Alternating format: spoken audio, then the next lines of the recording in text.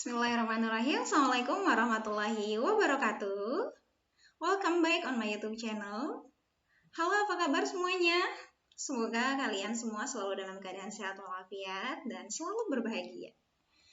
Baik, selamat datang kembali di perkuliahan konsep IPA.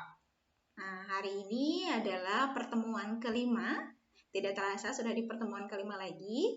Dan seperti yang sudah disepakati di awal, bahwasanya di pertemuan hari ini kita akan membahas tentang sistem rangka dan juga sistem otot. Nah, karena ini adalah pembahasan tentang sistem rangka dan sistem otot, berarti kalian semua boleh sambil gerak-gerakan dulu tubuhnya, biar lebih rileks ya. Oke, kalau misalkan sudah siap dan sudah bisa menyimak perkuliahan hari ini, kita mulai saja ya. Nah, bicara tentang sistem rangka dan sistem otot, ini akan diawali dengan pembahasan atau penjelasan mengenai fungsi dari rangka itu sendiri. Nah, rangka itu disebut atau diistilahkan sebagai skelet. Nah, beberapa peran dari rangka, yang pertama itu memberi bentuk tubuh dan juga menegakkan tubuh. Ya, kalian bisa bayangkan sendiri lah ya, kalau misalkan tubuh tidak ada rangkanya, entah akan seperti apa, yang jelas itu tidak akan berbentuk gitu ya. Oke, kemudian di rangka juga itu bisa melekat otot-otot. Nah, otot yang melekat di rangka kita sebutnya sebagai otot lurik atau disebut juga otot skelet. Kemudian, karena rangka ini disusun oleh tulang-tulang, nah di dalam tulang itu bisa berlangsung pembentukan sel darah atau disebut juga hemopoiesis. So, berarti fungsi rangka juga bisa untuk hemopoiesis. Kemudian, keberadaan rangka itu bisa melindungi organ-organ vital atau organ-organ visceral yang ada di dalam tubuh kita, misalkan seperti jantung, paru-paru, gitu ya, otak. Itu kan mereka dilindungi oleh tulang-tulang yang menyusun rangka.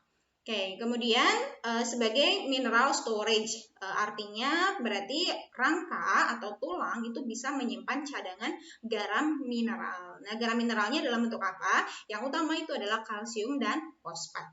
Ya, itu selayang pandang tentang fungsi rangka. Oke, next. Berikutnya ini tentang klasifikasi rangka atau pengelompokan rangka. Nah, rangka di dalam tubuh kita ini bisa diklasifikasikan menjadi dua kategori. Yang pertama, ada rangka aksial. Aksial itu artinya adalah sumbu, di pusat, di tengah-tengah. Oke, langsung kalian bayangkan saja diri sendiri sebagai role model. Berarti yang disebut rangka aksial ini dari mulai kepala, kemudian ke bagian tengah itu ada tulang dada, beserta dengan tulang iga, gitu kan ya. Kemudian di bagian belakangnya itu ada tulang-tulang vertebrae atau tulang-tulang belakang. Oke, sementara rangka apendikular, nah rangka apendikular ini berarti bagian samping-sampingnya. Bagian sampingnya itu artinya ada alat gerak atas, gitu ya. Sebelum ke alat gerak atas ini artinya adalah tangan, gitu ya, lengan, gitu. Kemudian ada gelang bahu atau kita sebutnya pectoral girdle.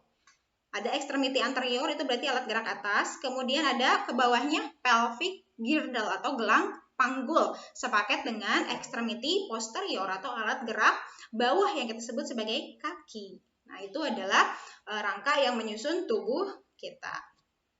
Oke, ini artinya kalau misalkan tampak dari depan, dari mulai skull cranium gitu ya, tulang kepala, kemudian depannya ini adalah tulang dada. Dari tulang dada nanti bisa terlihat ini adalah kosta atau tulang iga. Oke, kemudian kalau tampak belakang berarti dari belakang ini dari mulai leher sampai dengan tulang ekor ini yang disebut dengan tulang-tulang vertebrae. Ya, atau tulang-tulang penyusun tulang belakang.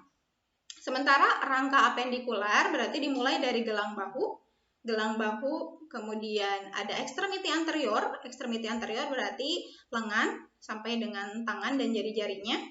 Kemudian ada gelang panggul dan juga ada ekstremiti posterior atau kita sebut sebagai kaki dari mulai paha sampai dengan jari-jarinya juga. Ya, oke, kita lihat lagi penjelasannya. Oke, berkaitan dengan tulang kepala atau dengan skull. Skull ini terdiri dari tulang tempurung, kranium berarti tengkorak gitu ya, dan juga tulang muka. Nah, untuk tempurung sendiri ini bisa disusun oleh beberapa bagian. Ya, kalian harus tidak perlu detail hafal gitu, yang penting diperkenalkan bahwasanya tulang tempurung itu terdiri dari bagian dahi gitu ya, atau kita sebutnya frontal, tulang frontal. Kemudian ada parietal ini daerah ubun-ubun. kemudian temporal di pelipis, gitu ya. Lalu ada occipital di belakang, ada juga di sini tulang ethmoidalis, gitu ya, dan ke belakangnya ada tulang baji. Tuh. Oke, kemudian bagian tulang muka atau face bone.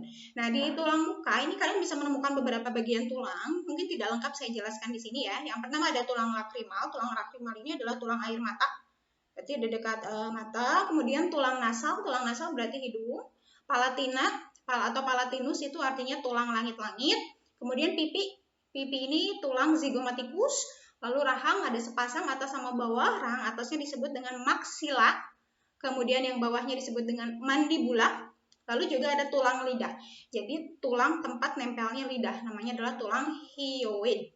Ya, itu gambaran untuk komponen penyusun dari tulang muka. Oke, kita lanjut. Nah, ini beberapa gambarnya, misalkan untuk di muka, yang atasnya ini ada maxilla, kemudian ini mandibula gitu ya. Ini tulang nasal, ini tulang zygomaticus, ini tulang lakrimal atau air mata. Oke, ini yang di bagian tempurungnya, dari mulai tulang frontalis atau dahi, kemudian ubun-ubun, parietal gitu ya, pelipis, temporal, lalu yang belakangnya occipital. Ini juga di dekat dengan temporal, ada tulang baji juga. Oke, kita lanjut.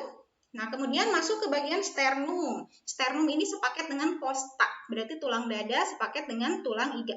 Ini kalau misalkan kalian raba di bagian dada itu kan ada yang keras ya, berarti itu adalah tulangnya. Nah, sternum ini ada 3 bagian, ada bagian atasnya kita sebut sebagai manubrium sterni, kemudian tengah-tengahnya itu adalah korpus, dan bagian bawahnya yang lebih lancip namanya adalah processus siphoideus, atau misalkan sering disebut juga taju pedang. Nah, ini gambarnya sebagian ya. Ini yang tengah-tengahnya berarti bagian korpusnya ya, manubrium sterninya di bagian atas. Nah, ini tidak terlihat. Nah, ini yang lebih lancip, yang agak runcing ini adalah processus siphoideus atau disebut juga taju pedang kalau diistilahkan di Indonesianya, di bahasa Indonesia kan.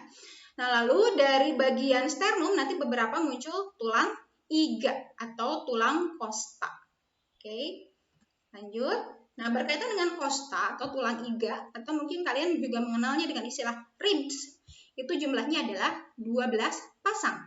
Ya, 12 pasang. Nah, untuk iga ini nanti dikategorikan ada tulang iga sejati atau tulang costa sejati, dan juga palsu, tulang costa palsu. Atau disebut juga vera dan spuria. Vera yang sejati, spuria yang palsu. Nah, pengkategorian sejati dengan palsu ini acuannya apa? Itu dilihat dari dia melekat atau tidaknya ke sternum, melekat tidaknya ke tulang dada. Kalau misalkan melekat pada sternum, berarti kita sebutnya sebagai tulang iga sejati atau costa sejati. Dan itu jumlahnya ada 7 pasang. Biasanya dituliskan dari C1 sampai dengan C7. Ya. Kemudian kalau yang costa palsu atau spuria, berarti dia tidak melekat pada sternum, ya. Nah, untuk yang tulang palsu ini dibagi menjadi 2 kategori. Ada yang disebut vertebrae kondral dan juga disebut sebagai tulang iga melayang atau costa melayang. Nah, bedanya apa? Kalau yang vertebrae kondral dia itu melekatnya pada costa ke-7, ya. Itu berarti dimulai dari costa ke-8 sampai costa ke-10 atau iga ke-8 sampai iga ke-10. Nah, iga 11 dan 12 itu disebutnya sebagai iga melayang. Ya, karena beradanya di belakang, dia melekat pada ruas-ruas tulang belakang seperti itu ya. Oke, atau boleh kita lihat dulu gambarnya. Nih, untuk yang costa sejati tadi adalah yang melekat pada sternum. Sternum kan ini kan ya. Jadi kalau misalkan melekat pada sternum, kita lihat nih yang terakhir melekat berarti yang ini kan. Ini adalah costa ke-7. Berarti dari costa pertama sampai costa ke-7 ini disebutnya tulang rusuk sejati atau costa sejati. Sementara sisanya berarti untuk yang 8 sampai 12 ya. Nah, itu kan tulang costa palsu. Yang palsu tadi dibagi 2 kategori, ada vertebrae kondral. Vertebrae kondral ini melekatnya pada costa ke-7. Nah, ini kan costa ke-7. Ini menjadi tumpuan untuk melekatnya costa nomor 8, 9, 10. Sementara costa nomor 11 dan 12 ini letaknya di belakang, gitu ya, nempel ke tulang belakang. Ini adalah costa ke-11 dan ini adalah 12. Itu ya, mudah-mudahan lebih jelas kalau ditunjukkan gambarnya. Oke, kita lanjut. Nah, untuk kategori yang terakhir terakhir dari rangka aksial yaitu adalah columna vertebralis. Columna vertebralis itu berarti tulang-tulang belakang. Dia perannya untuk melindungi medula spinalis. Oke. Nah, ini dimulai dari bagian serviks. Serviks itu leher. Leher, berarti kalian bisa langsung megang nih bagian leher itu serviks. Kemudian ke belakangnya itu adalah toraks. Toraks itu punggung. Kemudian dari punggung ke pinggang ya, pinggang nama lainnya adalah lumbar, kemudian dari lumbar bergabung ke sakral, dan terakhir adalah tulang ekor.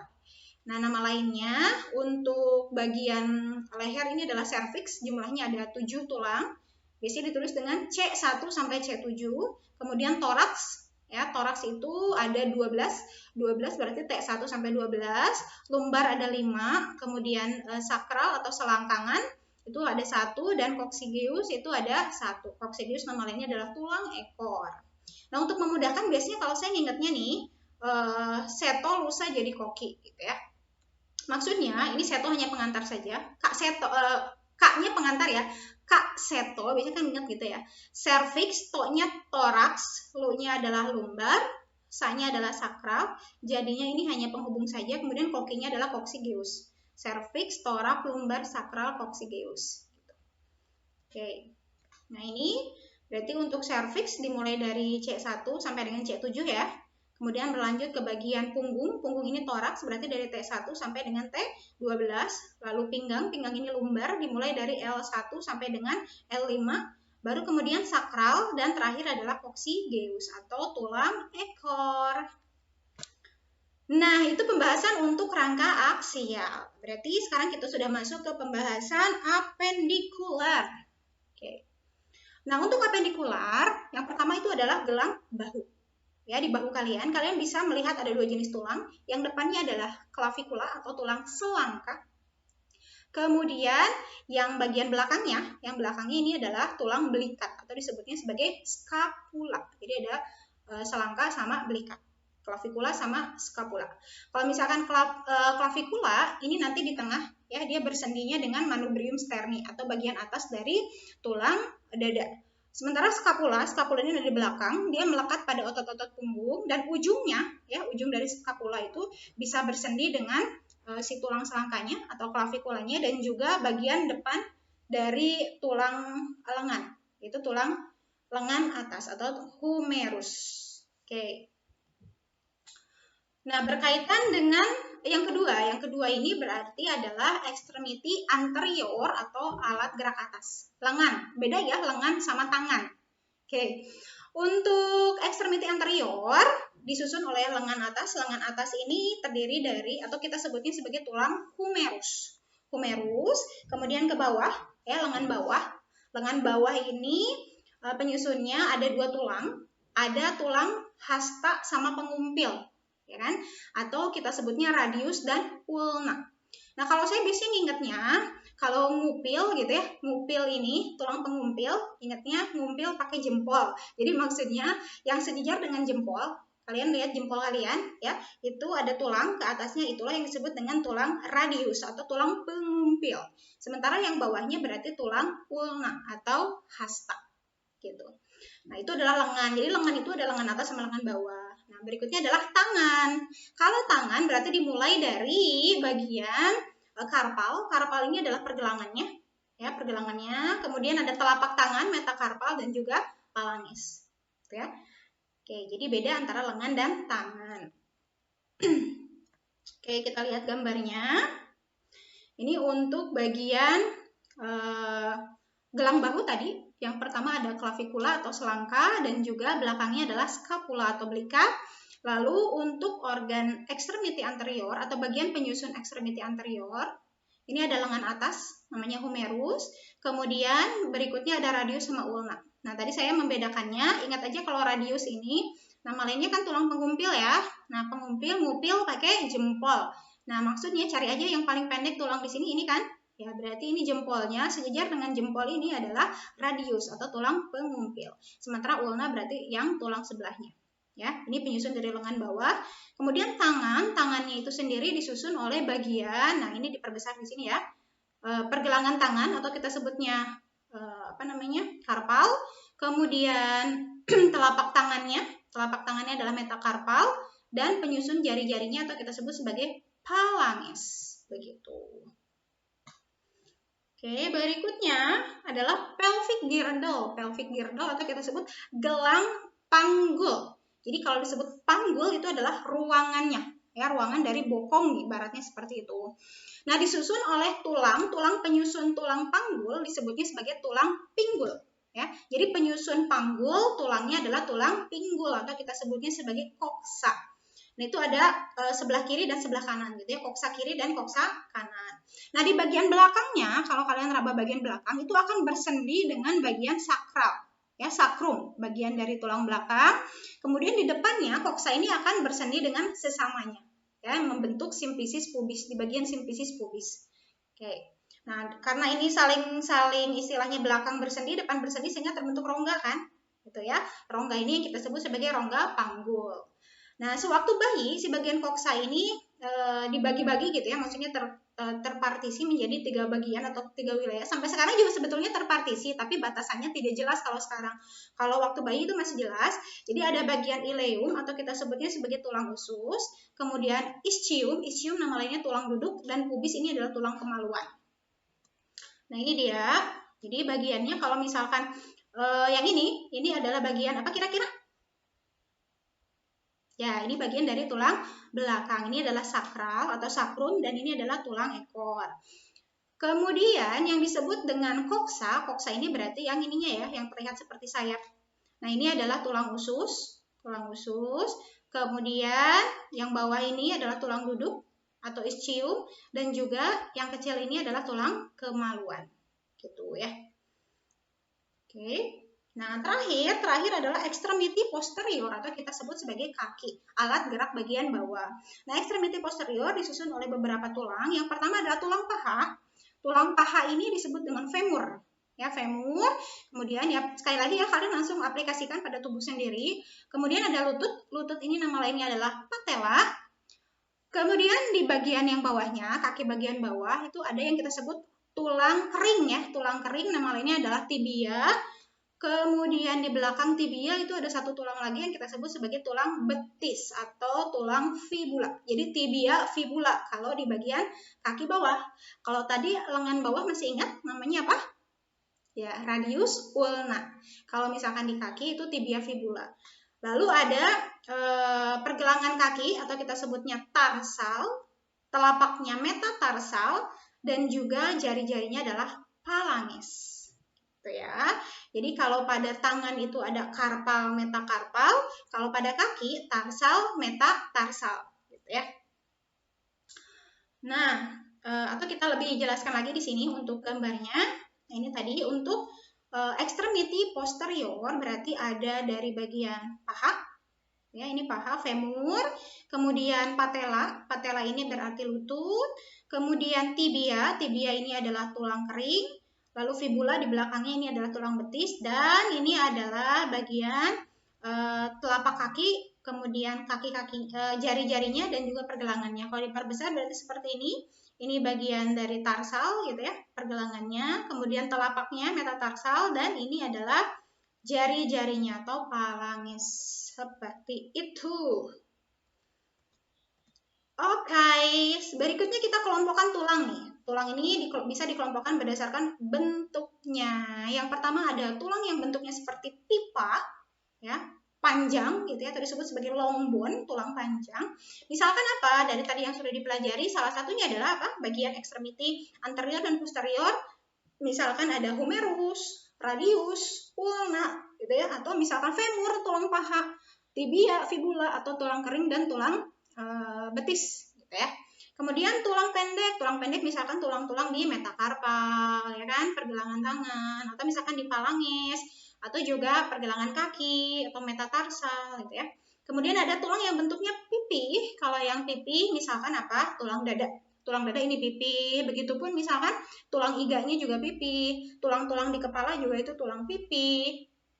Skapula gitu ya, belikat itu juga tulang pipi. Lalu ada tulang yang irregular atau tidak berbentuknya. Maksudnya tidak berbentuk itu tidak beraturan bentuknya ya. Misalkan di tulang muka. Tulang muka ini kan tidak beraturan. Kemudian vertebrae atau tulang-tulang belakang itu pun bentuknya tidak beraturan.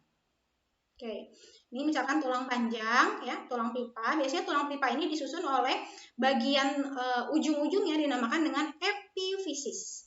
Oke, ini bagian epifisis. Kemudian yang tengahnya ini adalah diafisis.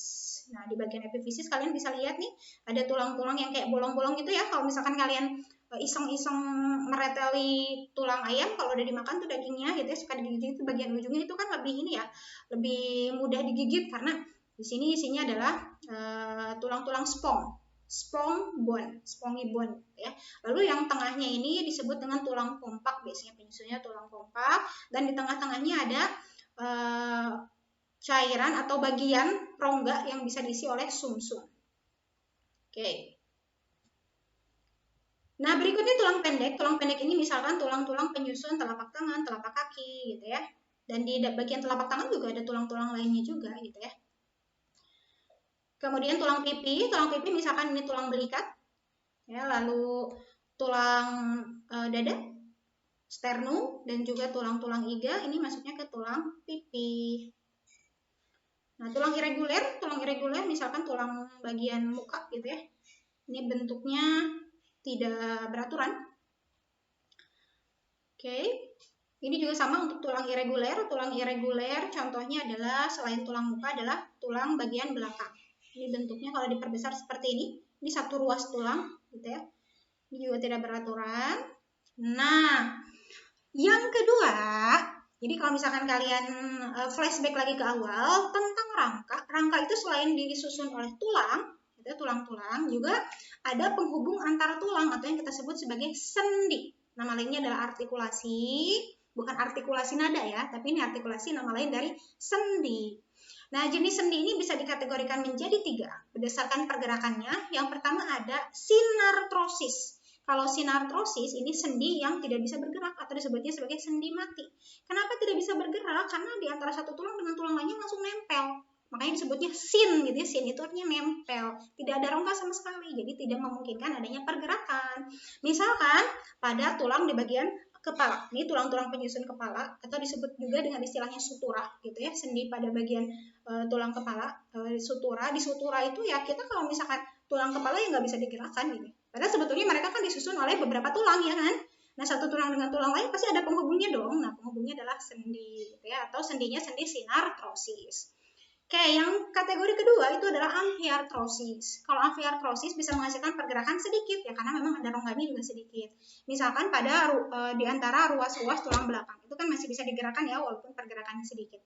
Nah, itu maksudnya amfiartrosis. Dan yang terakhir adalah diartrosis. Ini tanda tanya nih, kira-kira apa maksudnya? Ya, kalian bisa melihat dari polanya. Kalau sinartrosis itu tidak bisa bergerak, amfiartrosis bisa sedikit bergerak, maka diartrosis kira-kira apa? Yap, diartrosis itu adalah sendi yang pergerakannya bebas. Tapi sebelum ke diartrosis, kita lihat dulu di sini contoh dari sinartrosis ya. Ini pada sutura, misalkan pada tulang-tulang di kepala, gitu ya. Sendinya ini sendi mati. Lalu untuk amfiartrosis ya ada sedikit rongga. Ya, ini pergerakannya sedikit sehingga disebutnya amfiartrosis. Nah, untuk yang diartrosis itu artinya sendi yang bebas, sendi yang bisa bergerak bebas karena memang dalam hubungan antar tulang tersebut ada rongga yang ukurannya cukup besar, leluasa, gitu yang memungkinkan tulang untuk bergerak bebas. Nah, rongga yang disebut adalah rongga synovial. Ya, rongganya rongga synovial. Nah, nanti di rongga synovial itu ada membran synovianya. Ya, membran ini bisa menghasilkan cairan synovial atau pelumas. Ibaratnya kayak oli gitu ya. Kayak oli, pelumas dari tulangnya. Kemudian ada juga ligamen. Ligamen ini fungsinya mengikat satu tulang dengan tulang lain. Ya, ini diikat oleh ligamen. Perannya supaya apa? Supaya mencegah terjadinya dislokasi. Jadi kalau misalkan ada suatu kecelakaan yang menyebabkan ligamennya robek, itu bisa menyebabkan tulangnya menjadi dislokasi. Oke, nah ini gambarannya. Ini adalah satu tulang. Kemudian ini tulang lagi dihubungkan oleh sendi. Nah, ini sendinya sendi synovia. Di dalam sendi synovia ini terdapat rongga yang cukup besar, namanya rongga synovia.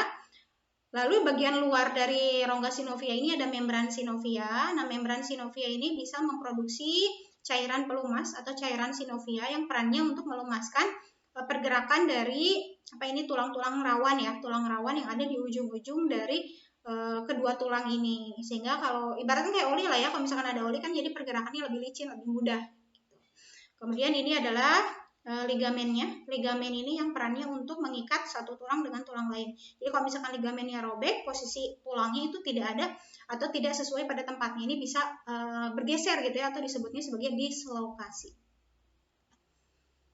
Nah, jenis-jenis diartrosis ini yang biasanya sering kita pelajari gitu ya. Ada sendi geser atau nama lainnya gliding. Itu gerakannya cuma ngegeser-geser aja, misalkan di bagian telapak tangan atau misalkan telapak kaki. Ini bisa gerak tapi geraknya cuma pergeseran saja sehingga disebutnya sebagai sendi geser.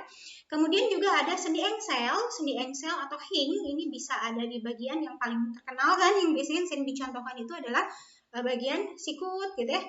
Biasanya gerakannya fleksi ekstensi, meluruskan, membengkokkan. Kemudian di bagian kaki juga bisa ada bagian berarti patella ya, patella. Nah, di bagian patella juga sama gerakannya, bisa fleksi ekstensi, atau misalkan di bagian jari-jari juga, ini yang atas bisa gini kan, ini juga fleksi ekstensi. Bagian ruas kedua berarti ya, ruas kedua. Ini juga bisa sendi engsel. Kemudian ada sendi elips. Kalau sendi elips misalkan ini ruas pertama dari jari-jari, misalkan jari telunjuk, jari tengah gitu. Ini kan gerakan kayak misalkan kalau yang gerakan tahiyat gitu ya, yang tahiyatnya biasanya digerakkan tangannya, ini berarti sendinya adalah sendi elips. Oke. Kemudian yang keempat itu ada sendi putar. Sendi putar ini berarti bergeraknya seperti rotasi. Misalkan pada bagian leher ketika kalian menggeleng ya, menggeleng ini di bagian serviks pertama sama serviks kedua itu ada persendian, namanya sendi putar. Atau misalkan di bagian ini juga sama, di bagian sikut, tapi bukan fleksi ekstensi ya, kalian putar bukan diputar gini, bukan ya, tapi ini kalian putar ibarat kayak mau ini motor tapi bukan di starter, tapi ini diputar gini ya, mudah-mudahan terlihat jelas. Itu juga ada sendi putar. Oke, kemudian ada sendi pelana. Nah, kalau pelana ini biasanya di jari ditemukan, tapi khusus pada ibu jari. Jadi ibu jari ketika dia mendekati, menjauhi telunjuk, ini yang geraknya adalah sendi pelana. Gitu ya. Oke, lalu ada sendi peluru. Sendi peluru ini yang gerakannya paling bebas, disebutnya ball and socket. Misal pada apa? Ini pada humerus dengan gelang bahu. Ini gerakannya bisa mutar, bisa mendekati, menjauhi, ke atas, ke bawah, gitu ya. Begitupun pada bagian gelang panggul dengan paha. Nah, paha juga pada beberapa atlet yang memang dia atletis gitu ya, khusus untuk atlet filatelis mungkin dia bisa gerak mutar. Gitu ya. Kalian bisa ibaratkan kayak Barbie deh, mudahnya kalau misalkan yang pernah lihat boneka Barbie, itu kan bagian kakinya juga bisa diputar gerak bebas gitu ya. Karena memang di situ ada sendi peluru. Nah, itu 6 sendi dari sendi diartrosis. Oke, kita lihat macam-macam gambarannya ya. Ini berarti paha dengan gelang panggul, artinya ini adalah sendi peluru. Ini ibaratkan kayak ball and socket gitu ya, bola sama si mangkoknya gitu. Oke, kemudian di bagian leher nih, di bagian leher antara tulang atlas dan juga tulang aksis, leher pertama sama tulang leher kedua, ini juga ada persendian. Oke, ini adalah sendi putar. Begitupun di bagian tadi yang saya sebutkan sikut ya, di bagian sikut juga ada sendi putar, tapi gerakannya bukan fleksi ekstensi. Ini gerakannya memutar. Oke. Kemudian ini adalah sendi pelana, mirip kayak ini ya, kayak saddle kuda. Makanya disebutnya sendi pelana, nama lainnya saddle. Ini adalah sendi engsel dan ini adalah sendi geser. Nah, ini kita lihat. Oke, tadi jari-jari misalkan di bagian di bagian pangkal atau ruas jari pertama dari telunjuk ya. Misalkan yang tadi gerakan tahiyat tadi itu adalah sendi elips. Kemudian di bagian tempurung atau di bagian lutut ini ada sendi engsel. Di bagian telapak kaki ini ada sendi geser, sama dengan di telapak tangan ya. Oke, nah sekarang yang atasnya, berarti ini bagian lengan atas dengan gelang bahu tadi namanya adalah sendi sendi putar kan. Kemudian di bagian sikut Ya, di bagian sikut selain ada sendi engsel juga ada sendi putar. Sendi putar. Apa namanya? Tadi yang sama dengan yang di sini ya. Berarti sendinya sendi apa? Saya jadi lupa nih. Coba kita lihat. Sendi putar, ya betul ya, sendi putar. Oke, yang tadi saya mungkin ini keliru nyebutnya ya. Ini adalah sendi peluru. Kok jadi putar ya? Ini sendi peluru. Ini adalah sendi putar. Kemudian di bagian ibu jari ini, khusus di ibu jari ketika mendekati dan menjauhi telunjuk, ini adalah sendi pelana. Oke. Nah, sekarang beberapa kelainan klinik nih. Kelainan klinik yang mungkin terjadi pada tulang, yang pertama itu adalah rickettsia. Jadi rickettsia ini adalah penyakit defisiensi vitamin D atau kekurangan vitamin D. Biasanya terjadinya pada anak.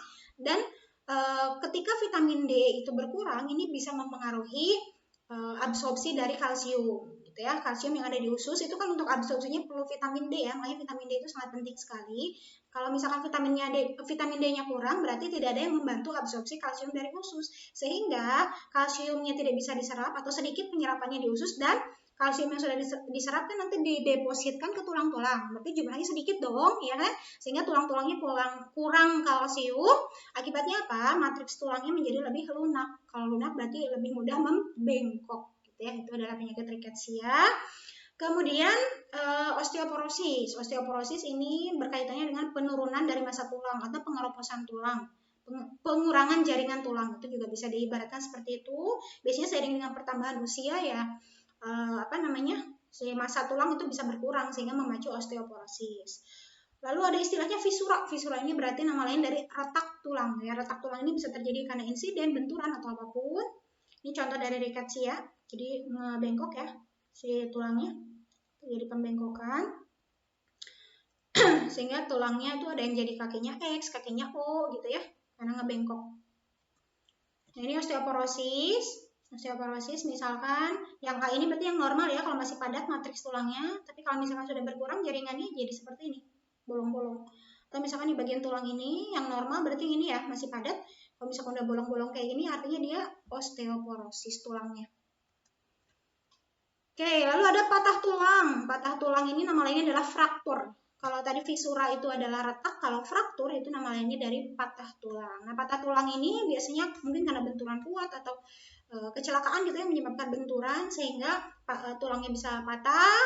Nah, tergantung apakah patahnya mencuat keluar gitu ya, terbuka atau misalkan tertutup. Kalau tertutup berarti masih di dalam. Kalau misalkan sampai mencuat keluar artinya dia terbuka gitu ya. Ada juga nekrosis. Nekrosis ini kerusakan atau kematian sel pada bagian periosteum tulang. Periosteum itu artinya pembungkus luar tulang. Ya. Pembungkus luar tulang bisa mengalami kematian dari sel-sel atau disebutnya sebagai nekrosis. Ini contoh patah tulang tertutup, berarti si kulitnya ini nggak keluar ya. Nah, patahnya itu masih di dalam, jadi nggak keluar kulit. Kalau misalkan ini sedikit ngeri sih. Ini yang fraktur terbuka. Oke. Lalu ada juga biasanya yang karena pengaruh posisi duduk. Itu ada KLS ya, kyphosis, lordosis, dan skoliosis. Kalau kyphosis ini biasanya kebiasaan duduk atau juga proses penuaan yang bikin jadi lebih bongkok gitu ya. Si tulang belakangnya berarti ke depan apa ke belakang kalau kyphosis kira-kira? Ya, kalau kyphosis berarti si tulangnya itu lebih melengkung ke belakang, berarti melengkung, tapi badannya yang ke depan, ya kan? Karena dia melengkung, berarti kita yang ke depan. Beda sama lordosis. Kalau lordosis berarti tulangnya yang lebih ke depan, posisi kita jadi lebih ke belakang ini, gitu ya. Ya, lordosis ini mungkin karena obesitas juga bisa penyebabnya seperti itu, atau selain kelainan duduk ya. Atau pada wanita hamil ini bisa rentan juga sih memacu lordosis. Kemudian skoliosis. Kalau skoliosis berarti skoliosis ingat huruf S aja, kayak huruf S gitu yang biasa misalkan duduknya agak, ya kalian praktekkan sendiri aja gitu ya, agak miring-miring gimana gitu. Kemudian artritis. Kalau artritis ini peradangan dari sendi. Nah, sering kan mendengar istilahnya peradangan sendi sehingga pergerakan sulit gitu ya. Biasanya artritis kalau belakangnya udah tis-tis berarti ini sudah ada peradangan. Mungkin aja disebabkannya oleh infeksi mikroorganisme atau bisa juga ada deposit asam urat berlebih gitu ya sehingga mengiritasi bagian dari sendi, atau juga ada istilahnya dislokasi. Dislokasi yang pernah saya sebutkan di awal gitu ya. Jadi kaitannya sama ligamen atau penghubung antar tulang tadi yang ikat tulang. Nah, kalau misalkan ligamennya rusak atau robek, ini nanti lokasi tulangnya tidak ada atau istilahnya bergeser dari tempat awalnya gitu ya. Sehingga ya perlu diluruskan lagi gitu ya. Oke. Ini yang kifosis. Kifosis berarti tulangnya lebih melengkung ke belakang. Ini yang apa berarti? Ya, posisi seperti ini. Ya, boleh dipraktekkan. Ini adalah skoliosis. Oke, kemudian juga ini yang lordosis. Lordosis berarti terlalu melengkung ke depan. Ini yang artritis, peradangan sendi. Ini bagian sendi sinovianya berarti ya. Sendi sinovianya mengalami peradangan. Ini kalau yang normal, kalau misalkan yang peradangan atau artritis ya kurang lebih bengkak seperti ini ya. Oke, itu adalah pembahasan tentang rangka. Jadi rangka ada tulang, gitu ya. Ingat lagi bagiannya, ada rangka aksial, apendikular, masing-masing itu ada apa saja. Kemudian juga ada pembahasan tentang sendi, tadi macam-macamnya sendinya apa saja. Dan yang terakhir ini adalah pembahasan tentang otot, atau nama lainnya adalah muscle, atau diibaratkan juga nama lainnya adalah myo. Nah, otot ini berperan sebagai alat gerak aktif. Kalau tulang itu kan pasif ya, tulang tanpa adanya ototnya itu tidak akan menghasilkan penggerakan. Ya, sehingga alat gerak aktif itu adalah ototnya. Motor penggeraknya itu adalah otot. Atau ya kita sebut sebagai daging, otot itu kan daging ya. Nah, ini ada 3 kategori otot sebetulnya, ini hanya pengenalan saja. Jadi otot itu kita bisa bagi menjadi 3 kategori. Yang pertama ada otot polos, kemudian otot jantung, dan juga otot lurik. Atau tadi mungkin lurik sudah sedikit dibahas ya, nama lainnya adalah otot skelet. Oke, kalau misalkan dilihat dari bentuk, ini otot polos ini bentuknya seperti gelendong, ya, gelendong pipi. Kemudian kalau otot jantung sama otot lurik, bentuknya sama-sama silindris, memanjang. Cuma bedanya kalau otot jantung itu bercabang-cabang. Ya, dia punya cabang. Kemudian jumlah inti selnya, kalau otot polos sama otot jantung jumlahnya 1, biasanya letaknya di tengah. Kalau misalkan otot lurik itu jumlah inti selnya banyak. Gitu ya. Jadi sel yang punya inti banyak, salah satunya adalah sel otot lurik. Gitu ya. Dan biasanya letaknya itu di ujung-ujung atau di tepi. Lalu strukturnya, kalau yang polos ini ya disebut polos karena berstrukturnya polos. Ya. Kalau jantung sama lurik sebetulnya berstrukturnya sama-sama lurik. Jadi maksudnya, kalau misalkan yang lurik itu terlihat sekali dengan menggunakan mikroskop gitu ya, kontras ada wilayah yang zonanya lebih gelap, lebih terang, selalu berselang-seling gelap, terang, gelap, terang, gelap, terang gitu ya. Sehingga disebutnya sebagai otot lurik. Kemudian letaknya kalau otot polos ini ada pada bagian organ dalam. Selain apa? Selain jantung. Karena kalau otot jantung berarti otot yang khusus ada pada jantung. Nah, bagian organ dalam selain jantung itu disusunnya oleh otot polos. Misalkan apa? Paru-paru, kemudian usus, gitu ya, saluran pencernaan itu ya otot polos semuanya. Kemudian kalau otot lurik ini adalah otot yang letaknya melekat pada rangka atau melekat pada tulang. Makanya disebutnya juga sebagai otot rangka atau otot skelet. Dan dilihat dari kerja ototnya nih, kalau misalkan otot polos sama otot jantung, dia itu di luar kesadaran kita, ya tidak bisa kita kendalikan kan, atau disebutnya autonom. Tapi kalau otot lurik yang menempel ke rangka, gitu ya, itu masuknya artinya di bawah kesadaran, berarti di bawah kendali kita, bisa kita sadari atau disebutnya somatis, gitu ya. Kayak kalian ngegerakin tangan, ini kan bisa dikontrol, ngedip-ngedip mata, gitu ya, itu juga bisa dikontrol karena adalah otot skelet. Beda dengan misalkan jantung, anggaplah jantung, misalkan kita mau kontrol berhenti dulu, gitu ya nggak bisa, ya karena kerjanya adalah di luar kesadaran. Sebagian juga ngapain kontrol ngeberhentiin jantung ya. Oke. Nah, yang akan dibahas lebih detail itu adalah otot lurik, karena bicaranya tentang sistem gerak. Karena tadi kan gerak ada tulang-tulangnya, berarti yang dibahas adalah otot yang nempel ke tulang atau otot skelet, disebut juga otot lurik.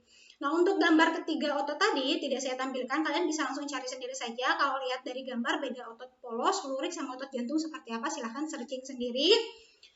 Nah, bicara tentang otot lurik atau otot skelet, jadi otot lurik ini tadi nempel di tulang kan? Nah, lewat apa sih dia nempel? Jadi yang bagian tempat nempelnya otot itu adalah ujung otot gitu ya. Ujung ototnya yang kita sebut sebagai tendon. Jadi otot nempel ke bagian tulang lewat tendon. Ya, dan melewati satu sendi sehingga kalau misalkan ototnya kontraksi, maka tulang pun akan ikut bergerak, gitu ya, bergerak mengitari sumbu sendinya. Gitu. Nah, biasanya satu otot itu punya suatu aksi tertentu dan menggerakkan bagian tertentu. Ya, misalkan ini otot yang ada di bagian humerus, ya, ini bisa menggerakkan lewat sendinya apa? Berarti sendi peluru, gitu ya, melakukan aksinya aksi memutar, gitu ya. Oke, nah kerjasama dari semua otot beserta dengan sistem rangka itu akan menghasilkan semua gerakan tubuh yang terkoordinasi. Yang mengkoordinasinya siapa ya? Otak. Ya, mengkoordinasinya adalah otak. Oke, nah sekarang tentang tendon. Tendon ini artinya ujung otot, tempat nempelnya otot ke tulang, gitu ya. Nah, ujung otot tadi ini dibagi, atau si tendon tadi dibagi menjadi dua kategori. Ada origo, ada insersio. Nah, bedanya apa? Kalau origo ini adalah tendon yang melekat ke tulang, ya, atau tendon, ujung si tendon yang biasanya relatif bergerak. Ya, untuk origo. Kalau insersio ini tendon yang relatif kebalik. Origo ini relatif tidak bergerak. Kalau insersio ini yang relatif bergerak. Ini baru sebentar udah kurang aqua ya. Kayak nggak promosi kok. Oke, sekali lagi ya, tendon ada origo sama insersio. Origo ini cenderung diam, kalau insersio ini relatif bergerak. Nanti ada analoginya seperti apa. Nah, ini dia. Jadi kita buat analogi nih ya. Kita buat analogi antara tulang, kemudian sendi, dan juga otot. Jadi kalian bayangkan kalau misalkan di kamar ada jendela nih, jendela dorong. Ya, jendela dorong. Nah, itu kan ada kusennya kan? Iya kan? Ada kusen yang nempel. Kemudian ada jendela yang bisa kita dorong-dorongnya ya kan? Nah, kusen sama si jendela tadi kita ibaratkan adalah tulang. Ada dua tulang nih. Bagian kusen dengan jendela itu yang nempelin atau yang menghubungkan apa coba? Nah, yang menghubungkan itu adalah engsel, ya kan? Engselnya berarti adalah sendi. Jadi penghubung antar tulangnya adalah sendi. Kemudian, dia bisa didorong-dorong karena ada sesuatu yang mendorong, jelas kan? Misal anggaplah per misalkan ya, entah itu per atau kayak apa ibaratnya penyangga gitu ya. Bolehlah anggaplah per. Nah, pernya kita pasang nih, misalkan satunya nempel ke kusen ya kan, satunya lagi nempel ke bagian jendela dorongnya, ya toh? Nah, yang menghasilkan pergerakan tadi apa berarti? Otot kan? Berarti si per tadi itu adalah ototnya. Lihat ototnya ujungnya, ada ujung yang nempel ke kusen, ada ujung yang nempel ke jendela. Nah, dari dua ujung tadi, manakah ujung yang biasanya aktif bergerak? Apakah yang nempel ke kusen atau yang nempel ke jendela? Nah, yang aktif bergerak itu adalah ujung atau tendon yang nempel ke jendela. Itulah yang disebut dengan insersio. Kalau misalkan yang nempel ke kusen itu adalah origo. Kurang lebih seperti itu gambarannya ya. Oke. Nah, ini ada beberapa gerakan otot. Gerakan otot yang biasanya sifatnya antagonis atau sifatnya berlawanan. Misalkan ada ekstensi sama fleksi. Ekstensi itu artinya meluruskan, ya, fleksi membengkokkan. Kalau saya kadang-kadang suka keliru ya, mana ekstensi, mana fleksi. Katanya tuh dulu kalau misalkan yang pernah dengar iklan ada Telkom fleksi. Kalau fleksi kan nelpon ini ya, berarti fleksi berarti membengkokkan. Lalu ekstensi itu meluruskan. Kemudian ada abduksi sama adduksi. Kalau abduksi berarti menjauhi tubuh. Anggaplah misalkan ini tubuh kita adalah ruasnya atau sumbu tubuhnya. Ketika tangan digerakkan menjauhan seperti ini adalah abduksi. Lalu kalau mendekati itu adduksi. Ya harusnya adduksi ini D-nya double ya. Ini double D. Adduksi ini tadi D berdekatan dengan D. Berarti dekat, gitu ya, mendekati adduksi. Kemudian ada supinasi sama pronasi. Kalau saya biasanya ingat supi minta nasi. Kalau minta-minta berarti tangannya di tengadahkan ini kan. Ya berarti menengadahkan adalah supinasi, kebalikannya adalah pronasi. Lalu ada depresi, elevasi. Depresi, orang yang depresi biasanya gini kan, nunduk. Ya. Nah, lalu mengangkat adalah elevasi. Jadi depresi itu ke arah bawah, elevasi ke atas. Ya. Turun, naik. Itu adalah depresi, elevasi. Kemudian ada protraksi, retraksi. Protraksi itu artinya mendorong nih mandibula kita atau rahang bawah ini kan bisa digerak-gerakin gitu ya. Gitu ya. Didorong ke depan namanya protraksi, ditarik lagi adalah retraksi. Ya, protraksi, retraksi. Ada juga inversi, eversi. Kalau in berarti ke dalam ya, artinya dia telapak kaki bisa dimiringkan ke arah dalam, ditarik ke arah dalam. Silahkan praktekkan. Lalu juga eversi, berarti exit, keluar ya, memiringkan keluar. Oke, itu beberapa gerakan. Nah, ini gambaran umum untuk otot lurik. Ya, ini adalah tulangnya. Tadi kan otot lurik itu menempel ke tulang. Ingat tadi, otot menempel ke tulang melalui bagian tendon. Ini adalah tendonnya. Nah, kemudian bagian luar dari tulang ini kita sebut sebagai epimysium. Lalu bagian agak dalam, tapi masih di tepian ya, di pinggir-pinggir ini namanya perimysium. Lalu bagian dalam-dalamnya ini adalah endomysium. Nah, kalian bisa melihat satu bundel otot. Ini kita sebutnya sebagai fasikulus, satu fasikulus. Ini satu fasikulus, ini juga fasikulus, ini juga fasikulus. Nah, satu fasikulus ini kalau kita perbesar seperti ini, dan di dalamnya banyak sekali serabut-serabut otot atau muscle fiber. Ya, oke. Nah, berkaitan dengan si muscle fiber ini nih. Ya, muscle fiber atau kita sebut sebagai myofibril dari otot lurik. Kalau dilihat melalui mikroskopnya terlihatnya seperti ini. Ada zona terang, ada zona gelap, terang lagi, gelap lagi gitu ya. Inilah yang disebut sebagai lurik. Jadi ada wilayah terang gelap gitu ya, seperti itu. Nah, kalau misalkan kalian lihat bagian-bagiannya sendiri ya, bagian sendiri dari myofibril ini ada yang disebut dengan sarkomer. Sarkomer ini dari bagian yang terang ke terang lagi, atau kalau diperbesar ini bagian ujung-ujungnya kita sebut sebagai garis Z. Jadi dari satu garis Z ke garis Z lain ini disebutnya sebagai satu sarkomer. Ya, berarti dari sini ke bagian ujung yang sebelah sini ini yang kita sebut sebagai satu sarkomer dari Z ke Z. Nah, yang menyebabkan terang gelap itu sebetulnya adalah si myofibril atau filamen-filamen yang ada pada bagian otot. Kalau kalian lihat nih yang warnanya tebal di tengah-tengah, atau kalau lihat di bawah ini yang warnanya pink, ini adalah myofilamen tebal atau kita sebutnya sebagai myosin. Kemudian yang tipisnya ini yang hitam ini, ya, yang tipis. Atau misalkan di sini lihat yang warnanya hijau. Ini yang disebutnya myofilamen tipis, namanya adalah aktin. Jadi yang menyebabkan terang gelap itu adalah si aktin sama myosin, gitu ya. Oke, kalau misalkan kita telusuri di bagian ada bagian yang hanya ditempati oleh bagian aktin ini kan ya. Ini kita sebutnya sebagai pita terang atau disebutnya isotropik, disebutnya pita I. Yang ini adalah pita I. Kemudian yang ada bagian apa namanya ini? Myosin atau yang gelap, sama juga ada yang terang ini kan, ini ada terangnya gitu ya. Nah, ini wilayah pita A atau pita gelap. Nama lainnya pita A itu dari kata anisotropik.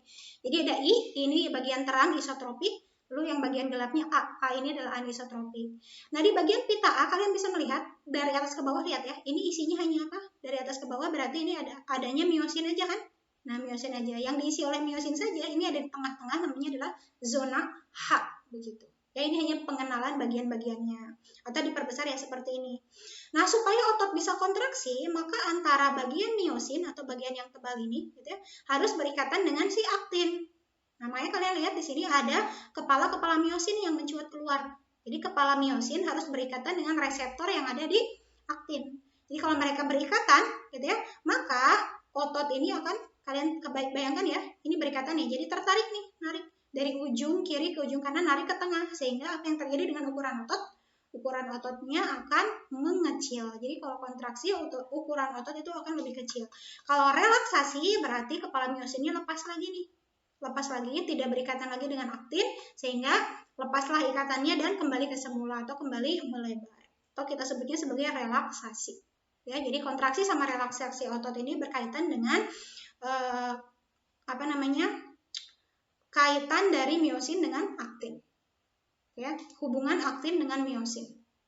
Jadi kalau kontraksi, myosinnya atau kepala myosin harus berikatan dengan aktin sehingga ukuran otot memendek. Tapi kalau misalkan relaksasi berarti myosinnya tidak lagi berikatan dengan aktin. Ya, dan proses untuk kontraksi ini pasti butuh energi, ya. Cuma tidak saya bahas detail. Kalau dibahas detail nanti mumet lagi. Nah, ini gambaran yang tadi ya, yang yang warna pink. Yang pink ini adalah myosin atau yang tebal. Ini ada kepalanya gitu ya, kepala myosin. Dia harus berikatan dengan si aktin. Ini aktin yang warna hijau. Jadi ada protein nih, protein khusus yang nanti dia punya reseptor untuk si myosin. Yang harus berikatan. Ceritanya kalau berikatan kayak gini ya hasilnya. Nah, awalnya ini tertutup nih. Ini tertutup oleh yang warna biru. Yang warna biru ini menutupi reseptor untuk si myosin berikatan. Ya, ibaratnya tempat berikatannya ditutupi. Nah, untuk membukanya itu kita perlu kalsium. Jadi untuk kontraksi otot itu selain butuh energi, butuh juga kalsium. So, konsumsi kalsium itu sangat penting sekali. Salah satunya untuk kontraksi otot. Jadi kalsium ini akan membuka bagian yang menutupi dari reseptor si miosin tadi. Kebuka kan nih? Kebuka ya, nih reseptornya kebuka, sehingga si kepala-kepala miosin bisa berikatan dengan aktin. Terjadilah kontraksi otot. Gitu ya. Kalau relaksasi berarti kebalikannya. Ini nanti bisa nutup lagi. Ya, nutupi lagi reseptornya sehingga kepala miosinnya lepas atau kembali lagi relaksasi. Itu gambarannya. Nah, ini part terakhir dari kelainan klinik. Nah, kelainan kliniknya berarti kelainan klinik yang berkaitan dengan otot, karena yang berkaitan dengan tulang dan juga dengan sendi tadi sudah dibahas. Nah, untuk yang berkaitan dengan otot ini ada istilah atrofi sama hipertrofi. Jadi yang pertama sama kedua, atrofi, hipertrofi. Bedanya kalau atrofi berarti pengecilan otot. Biasanya pengecilan otot ini terjadi karena ototnya itu jarang digunakan. Misalnya pada orang yang lumpuh nih ya, yang lumpuh, atau misalkan pada yang mengalami polio gitu ya, karena nggak bisa digerakkan kan, karena sarafnya yang terganggu, tidak bisa menggerakkan kaki misalkan ya, itu ototnya jarang dipakai kan, karena jarang dipakai masanya semakin berkurang atau mengecil, terjadilah atrofi. Kemudian kalau hipertrofi kebalikannya, hipertrofi ini yang sering dipakai oleh binaraga itu kan ototnya itu jadi tumbuh gitu ya, tumbuh besar gitu ya, sebetulnya abnormal sebetulnya ya, tapi itu abnormal yang mungkin digemari oleh beberapa orang. Ya, terjadilah hipertrofi karena sering dilatih ototnya. Kemudian juga bisa kram ini karena berkaitan dengan kerja otot yang terus menerus tetanik gitu ya, bukan titanik ya, tetanik, ini terus-terusan gerak dan ini nggak bisa kita kontrol gitu ya, di luar kehendak kita, sehingga terjadilah kram. Kemudian tik ini kalau pernah kalian ngerasa kedutan gitu ya, mungkin di pipi tiba-tiba deret gitu ya. Nah, itu namanya tik. Tik ini biasanya berkaitan dengan kerja otot di luar kehendak kita dan penyebabnya itu berkaitan dengan kelainan atau ada gangguan di bagian saraf ya. Seketika sebetulnya gangguannya tidak terus-terusan. Dan itu sebetulnya hal yang normal sih sebetulnya ya. Yang sering terjadi misalkan tuh tik di bagian mata, kelopak mata gitu kan ya. Atau di bagian pipi. Lalu ada miastenia gravis. Miastenia gravis ini arahnya dengan kelemahan pada otot-otot skelet. Ya, biasanya itu otot skelet yang ada di daerah muka. Jadi bagian otot ini dia ibaratnya lemah karena hubungan antara saraf sama otot itu terganggu. Gitu ya. Jadi kalau pada orang normal ini kan biasanya kelopak bisa digerakkan nih. Kalau yang kena miastenia gravis ini ya turun aja, nggak bisa digerakin, nutup gitu ya si matanya itu. Sayu, tapi bukan mata sayu. Ini sayunya dalam artian, nah ini dia. Ini bisa sampai kayak gini gitu ya, nutup. Atau ya kayak gini, ini juga miastenia gravis. Tapi miastenia gravis itu tidak hanya terjadi pada otot skelet yang ada di muka ya, semua otot skelet bisa mengalami miastenia gravis. Nah, kalian bayangkan dong kalau miastenia gravisnya itu terjadi pada otot pernafasan. Otot pernafasan, ini kan, nah ini artinya dia juga otot skelet, karena kita bisa mengontrol kan, mengontrol bernafas, kapan mau misalkan nafasnya dipercepat itu juga bisa, berarti otot-otot yang ada di rangka atau nempel ke bagian rusuk ini juga otot skelet. Nah, pernah ada kejadian yang menyebabkan si otot skeletnya itu bagian pernafasan itu terganggu, ya, mengalami miastenia gravis juga, dan itu bisa fatal sekali, bisa menyebabkan kematian. Nah, BTW miastenia gravis ini biasanya disebabkan karena adanya autoimun. Autoimun berarti maksudnya imun sendiri, gitu ya, merusak sel-sel tubuh sendiri. Karena sel-sel tubuh sendiri tidak dikenali oleh imun tubuh kita. Ya, sehingga terjadilah penyerangan pada sel-sel otot skelet gitu ya, terutama pada reseptor otot skeletnya, dan terjadilah miastenia gravis. So, ini adalah pembahasan terakhir guys, pembahasan terakhir dalam mata kuliah konsep IPA tentang sistem gerak. Kita masih punya 2 PR lagi, saya terutama ya, masih ada untuk pertemuan 6 dan pertemuan 7. Terima kasih untuk yang sudah menyimak sampai dengan selesai, yang sudah menyimak dengan happy, gitu ya, happy watching, happy learning, itu jargon saya. Semoga apa yang saya sampaikan itu bisa bermanfaat. Mohon maaf kalau misalkan penyampaiannya terlalu cepat, speednya tidak teratur, itu mohon dimaklumi. Dan sampai jumpa lagi di pertemuan berikutnya. Saya akhiri sampai di sini ya. Terima kasih semuanya. Bagi yang belum subscribe, jangan ragu-ragu untuk subscribe, bantu juga untuk di-share, ya. Boleh like kalau misalkan menyukai video ini dan juga komen. Terima kasih semuanya. Saya akhiri ya. Assalamualaikum warahmatullahi wabarakatuh.